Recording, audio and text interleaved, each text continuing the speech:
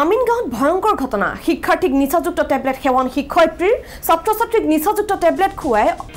অসৎ কামত লিপ্ত কৰাৰ অভিযোগ অভিভাৱকৰ আমিনগাঁৱৰ ত্ৰিনয়ন নগৰ শিক্ষয়িত্ৰী লীনা কলিতা ওৰফে মমিৰ বিৰুদ্ধে এই ভয়ংকৰ অভিযোগ আৰু ইতিমধ্যে আমিনগাঁও থানাত ৰুজু কৰা হৈছে গোচৰ তেওঁৰ ঘৰতে ব্যক্তিগত টিউচন কৰা ছাত্ৰ-ছাত্ৰীসকলক নিচাযুক্ত টেবলেট খোৱাৰ পাছতে একাংশ ছাত্ৰ-ছাত্ৰী অচেতন হৈ পৰে শিক্ষয়িত্ৰী লীনা কলিতাই নিজেও ড্ৰাগছ সেৱন কৰে বুলি অভিযোগ উত্থাপন হৈছে পুনৰবাৰ জনাইছো এক ব্ৰেকিং নিউজ আমিনগাঁৱতে ভয়ংকৰ ঘটনা সংঘটিত হৈছে শিক্ষাৰ্থীক নিচাযুক্ত টেবলেট সেৱন শিক্ষয়িত্ৰীৰ ছাত্ৰ-ছাত্ৰীক নিচাযুক্ত টেবলেট খুৱাই অসৎ কামত লিপ্ত কৰাৰ অভিযোগ অভিভাৱকৰ আমিনগাঁৱৰ ত্ৰিনয়ন নগৰ শিক্ষয়িত্ৰী লীনা কলিতা ওৰফে মমিৰ বিৰুদ্ধে এই ভয়ংকৰ অভিযোগ আৰু ইতিমধ্যে আমিনগাঁও থানাত ৰুজু কৰা হৈছে গোচৰ তেওঁৰ ঘৰত ব্যক্তিগত টিউচন কৰা ছাত্ৰ-ছাত্ৰীসকলক নিচাযুক্ত টেবলেট খোৱাৰ পাছতে একাংশ ছাত্ৰ-ছাত্ৰী অচেতন হৈ পৰে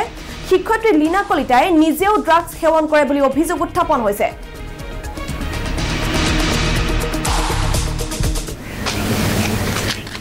হাইস্কুল পৰ্যায়ৰ শিক্ষাৰ্থীসকলৰ মাজত ড্ৰাগছৰ বেহাৰ মেলিছে আৰু সেয়া কৰিছে প্ৰাইভেট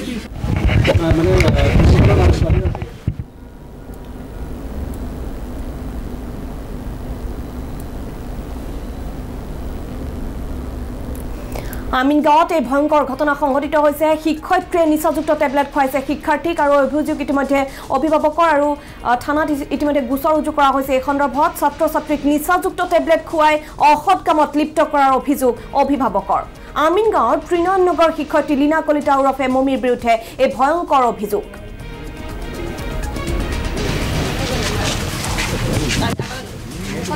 মই 2 মাহৰ পৰা টিউচন লৈ আছোঁ আমাক ৰাতিপুৱাও যাব দিয়ে টিউচনত ৰাতিও যাব দিয়ে কিন্তু 3 ঘণ্টা টিউচন কৰে আৰু আমাক তাতে যাই ফেলে আমাক বহিব দিয়ে কেতিয়াবা এনে শুই থাকিব দিয়ে পৰহি শুব দিলে আমাক টেবলেট দিলে তিনিটা খাবলৈ দিলে আমাক আৰু কিছুমানক 7টা 5টা এনেকৈ খুৱাইছে মই 3টা খালোঁ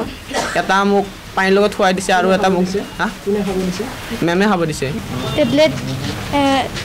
খাব দিছিলে আমাক চবৰে হৈছে 6জনৰ হৈছে ছোৱালীকেইটাক 12টা বজাত আহিব দিছে আৰু ল'ৰাকেইটাক 2টা বজালৈকে ৰাখি থৈছে তাৰপিছত আৰু ভাটিবেলা 6টা বজাত মাতিছে 6টা বজাত গৈ কিনে শুই আছিলে মেমে আৰু কৈছে যে হেৰি মই শ্লিপিং টেবলেট খাইছোঁ হাল্লা কৰিব মানা কৰিছে ড্ৰাগছৰ দৰে এই টেবলেটকেইটা নিচাযুক্ত তাৰ মানে অৱস্থা বেয়া তাৰ বমিও কৰা নাই শৌচ পেচাব কৰা নাছিল আজিহে শৌচ পেচাব কৰিছে মেডিকেলত 3জনক লৈ গৈছিল আৰু বিষয়ে আমি অধিক জানিবলৈ চেষ্টা কৰিম ফোন লাইনত আমি সংযুক্ত হৈছোঁ আমাৰ জ্যেষ্ঠ সাংবাদিক দিগন্ত বৰদলৈৰ সৈতে হয় দিগন্ত শিক্ষয়িত্ৰীৰ বিৰুদ্ধে এই অভিযোগ উত্থাপন হৈছে নিচাযুক্ত দ্ৰব্য খুৱাই অসৎ কামত লিপ্ত কৰা একাংশ ছাত্ৰ-ছাত্ৰীক এই অভিযোগ উত্থাপন হৈছে এই সন্দৰ্ভত আমি আপোনাৰ পৰা জানিব বিচাৰিম আচলতে ঘটনা কি হৈছে মেদিনী ক'ব লাগিব যে এক ভয়ংকৰ ঘটনা সংঘটিত হৈছে কামৰূপ জিলাৰ যি আমিনগাঁৱত এই ঘটনা সংঘটিত হৈছে আৰু এগৰাকী টিউচন শিক্ষয়িত্ৰীৰ ওপৰত আচলতে অভিযোগটো উত্থাপন হৈছে এগৰাকী শিক্ষয়িত্ৰীৰ তেখেতে ঘৰত আচলতে শিক্ষকতা কৰে আৰু প্ৰায় 6গৰাকী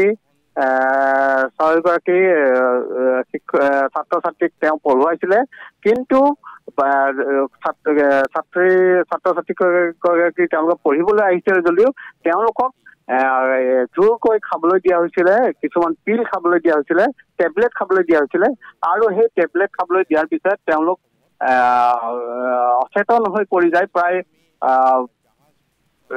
তেওঁলোকক ৰাতিপুৱাৰ ভাগতে আচলতে আহিব দিয়া হৈছিলে কিন্তু টিউচন কৰি থকাৰ মাজতে তেওঁলোকক যিহেতু টেবলেট খাবলৈ দিয়া হৈছিলে তাৰপিছত তেওঁলোক অচেতন হৈ পৰি যায় আৰু এই ঘটনাটো সংঘটিত হৈছিলে আচলতে যোৱা 31 জুলাইতে ঘটনা সংঘটিত হৈছিল আৰু যোৱাকালি 1 আগষ্টৰ দিনা এই ঘটনা পোহৰলৈ আহে আৰু ইতিমধ্যে যি আমিনগাঁও আৰক্ষী চকী আছে আমিনগাঁও আৰক্ষী চকীত ছাত্ৰ-ছাত্ৰীসকলৰ অভিভাৱকসকলে ইতিমধ্যে বিশেষ শিক্ষয়িত্ৰীগৰাকীৰ ওপৰত অভিযোগ দাখিল কৰিছে আৰু এই গোটেই ঘটনাটোৱে আচলতে আমিনগাঁও অঞ্চলত তীব্ৰ চাঞ্চল্যৰ সৃষ্টি কৰা হৈছে আৰু এগৰাকী শিক্ষয়িত্ৰীয়ে তেওঁলোকৰ অভিভাৱকক কোনো ধৰণৰ কথা নজনাকৈ কিয় তেওঁলোকক টেবলেট খাবলৈ দিয়া হৈছিলে এই লৈ আচলতে আমিনগাঁৱত চাঞ্চল্যৰ সৃষ্টি হৈছে আৰু ক'ব লাগিব যে আমিনগাঁৱৰ যিগৰাকী শিক্ষয়িত্ৰীৰ কথা কোৱা হৈছে আৰু এইগৰাকী শিক্ষয়িত্ৰী আচলতে ড্ৰাগছ আসক্ত নেকি এইও আচলতে এইক লৈও আচলতে প্ৰশ্ন উত্থাপন হৈছে আৰু বিভিন্ন এংগুলৰ বিভিন্ন কোণৰ পৰা যদি চোৱা যায় হয়তো এই যিসকল ছাত্ৰ ছাত্ৰীৰ কথা কোৱা হৈছে তেওঁলোকক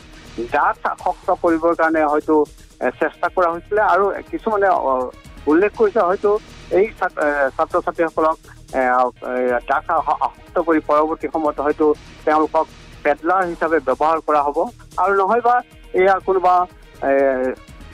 যিগৰাকী শিক্ষয়িত্ৰীৰ কথা কোৱা হৈছে তেওঁ হয়তো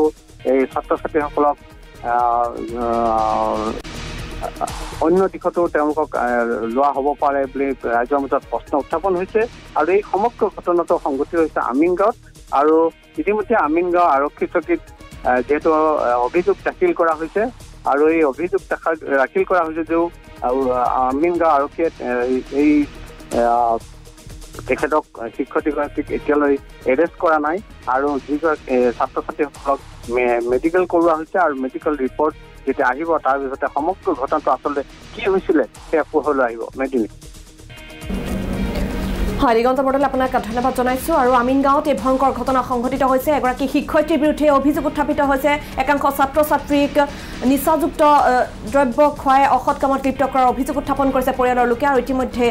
আৰক্ষী থানাত গোচৰ ৰুজু কৰা হৈছে এই সন্দৰ্ভত শিক্ষাৰ্থীক নিচাযুক্ত টেবলেট সেৱন কৰাৰ অভিযোগ উত্থাপিত হৈছে এবাৰ এগৰাকী শিক্ষয়িত্ৰীৰ বিৰুদ্ধে